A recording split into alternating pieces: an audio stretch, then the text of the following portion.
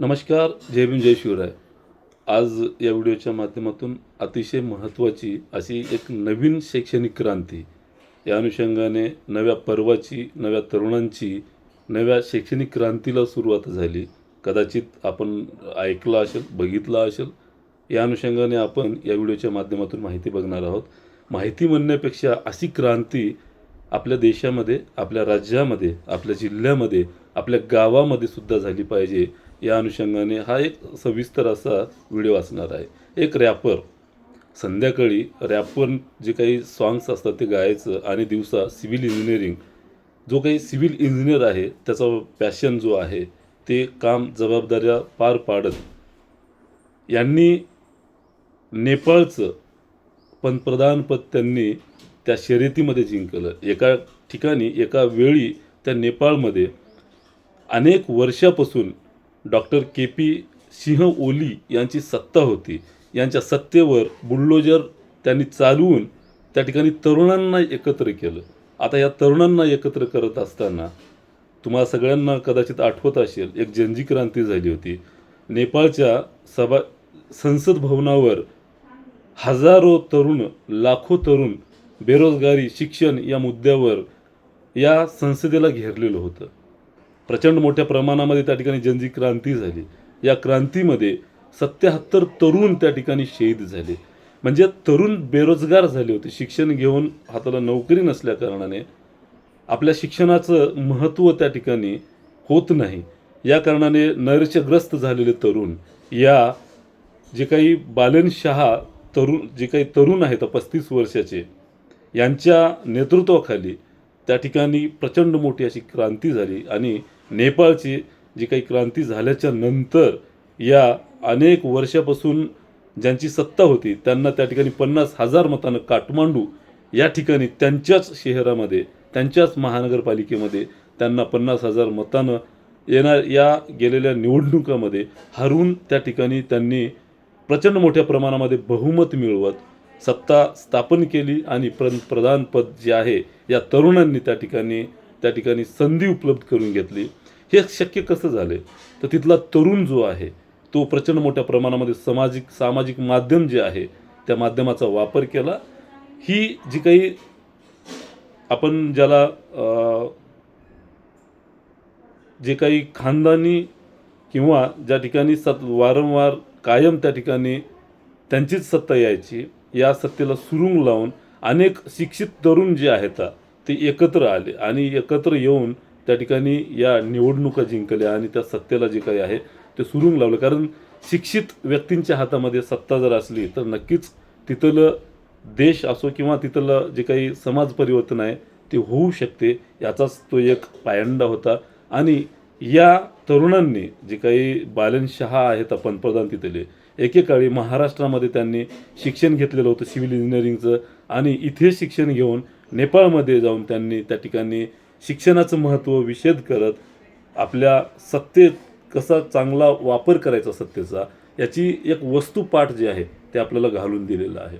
यांनी सगळ्यात अगोदर जो निर्णय घेतलेला आहे ना तो वाखाणण्याजोगी निर्णय आहे. तो निर्णय कोणता घेतला तर मंत्रिमंडळ स्वतःचं स्थापन करताना मंत्रिमंडळामध्ये 25 मंत्री असायचे तर ते मंत्रिमंडळ त्यांनी कमी केलं. एखाद्या मंत्र्याला जर म्हणलं की तुझं मंत्रिपद आपण आता कमी करूया किंवा एखाद्याच्या हातामध्ये सत्ता आली की त्याचं मंत्रिपद मिळवण्यासाठी करोडो लाखोचे व्यवहार होतात आणि दिवस सत्ता स्थापन करण्यासाठी तिथे चर्चा होते. जर अचानकपणे आपल्याकडे 25 मंत्रिपद आहेत आणि त्याच्यातले मोजकेच कामाचे जे काही जनकल्याणासाठी निधी वापरायचा आहे तो जनकल्याणासाठी त्याचा वापर करावा आणि गरज असेल तरच मंत्रिपद त्या ठिकाणी ठेवायचं. नाहीतर विनाकारण ते मंत्रिपद कशाला, खातं कशाला, हे सगळं ओळखून 25 मंत्रीच्या ऐवजी त्यांनी 17 मंत्र्यांपर्यंत त्यांचं मंत्रिमंडळ स्थापन केलं. म्हणजे 8 मंत्री त्यांनी बंद केले, खाते बंद केले, अधिभार जो आहे इतरांवर दिला. हे करणं म्हणजे खरंच नव्या युगाची एक नव्या पर्वाची सुरुवात म्हणायला काही हरकत नाही. आणि त्याच्यानंतर त्यांनी जी काही मंत्र्यांना VIP ट्रीटमेंट असते, जे बॉडीगार्ड्स असतात, त्याची सिक्युरिटी असते, बऱ्याच गोष्टी ज्याच्यामध्ये विनाकारण पैसा जो आहे देशाचा खर्च होतो ते त्यांनी थांबवलं. जणू एक हिंदी चित्रपट आहे अनिल कपूरचा नायक, ऑन दी स्पॉट फैसले. एखादा भ्रष्टाचार केलेला अधिकारी असेल तर त्याला कायम बंद करायचं, त्याचा कायम राजीनामा घ्यायचा, त्याला तुरुंगात टाकायचं. आणि सत्तेवर आल्या आल्या जुने जेवढे काही मंत्री होते त्या मंत्र्यांची त्यांनी चौकशी लावली. असे अनेक जे काही निर्णय आहेत त्यांनी मंत्रिपदावर पंतप्रधान झाल्या झाल्या सत्ता हातात आल्या आल्या त्यांनी सपाटच सुरू केला आहे. त्याच्यापैकी आपण ज्या गोष्टीची चर्चा करतोय आता, आपण ज्याच्यावर बोलतोय, त्याच्यापैकी मला त्यांचं आवडलेलं कोणतं एक निर्णय आहे तर तो निर्णय म्हणजे देशातल्या सगळ्या खाजगी संस्था ज्या आहेत, मग ते आमदाराची असो, सरपंचाची असो, मंत्र्यांची असो, खासदारांची असो, कोण्याही राजकीय नेत्यांची सत्ता जर असेल, नेत्यांची संस्था जर असेल, खाजगी संस्था, आणि एखाद्या वरिष्ठ अधिकाऱ्यांचं जरी कुठलीही जरी त्या ठिकाणची संस्था असेल तर या सगळ्या संस्था ज्या आहेत त्या आता बंद केलेल्या आहेत. त्यांनी पूर्ण नियंत्रण जे आहे ते त्या राज्याचं, त्या राज्यातल्या ज्या काही संस्था आहेत त्या देशाचं पूर्ण खाजगी संस्थेवर, शैक्षणिक संस्थेवर नियंत्रण त्यांनी स्थापन केलेलं आहे.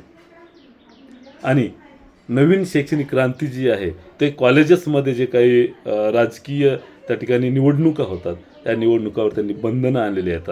जी काही फीस आहे ती फीस पूर्णपणे म्हणजे ॲडमिशनसाठी कोचिंग क्लासेस त्यांनी बंद केलेले आहेत. जी काही त्याच्या आडून फीस घेतली जाते, बेलगाम फीस, हे सगळं त्यांनी बंद केलेलं आहे. म्हणजे खरा तरुण, शिक्षित तरुण यांच्या हातामध्ये जर सत्ता असेल तर असे निर्णय घेऊ शकतात.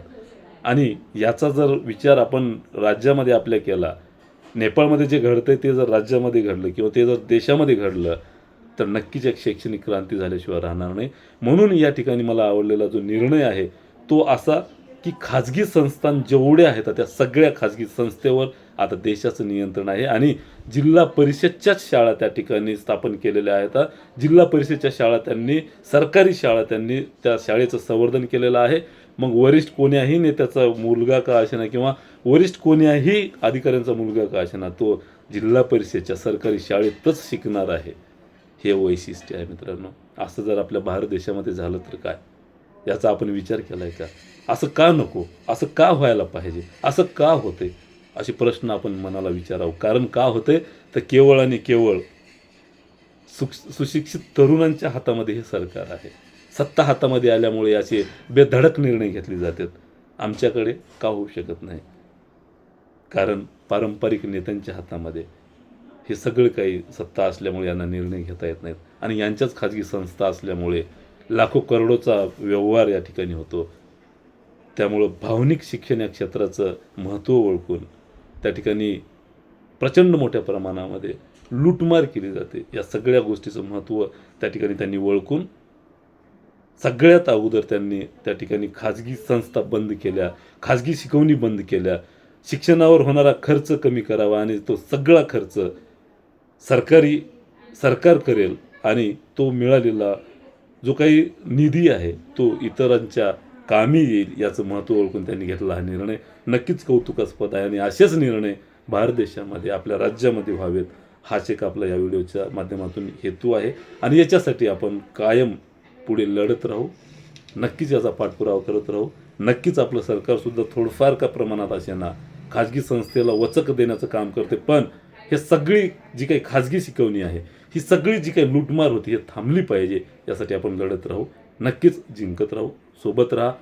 सुशिक्षितांनी याकडे लक्ष दिलं पाहिजे. आणि ही जी काही धोरणं आहेत, हा जो मॅसेज आहे नव्या शैक्षणिक क्रांतीचा पर्व जो आहे तो सगळ्यांपर्यंत पोहोचला पाहिजे, हा एक आपला प्रामाणिक हेतू आहे. त्यामुळं हा व्हिडिओ जास्तीत जास्त शेअर करा. नक्की तुम्हाला काय वाटते, असं व्हावं का, भारतात व्हावं का, आपल्या राज्यात व्हावं का, तुमचं काय मत आहे नक्की कळवा.